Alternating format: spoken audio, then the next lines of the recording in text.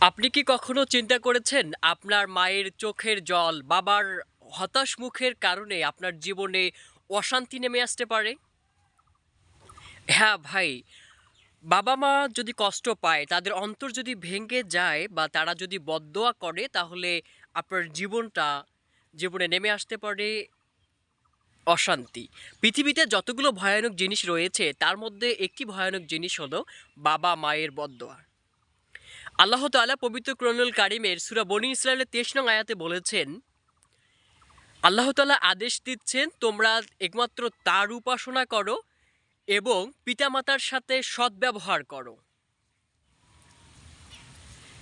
যদি তারা কষ্ট পান বা তাদের অন্তর ভেঙে যায়, তাহলে যদি তারা বদদোয়া দিয়ে থাকেন, তাহলে এর ভয়াবহতাটা হবে এরকম, আপনার জীবন থেকে শান্তি হারিয়ে যেতে পারে, আপনার ব্যবসা, আপনার চাকরি সবকিছু ধ্বংস হয়ে যেতে পারে।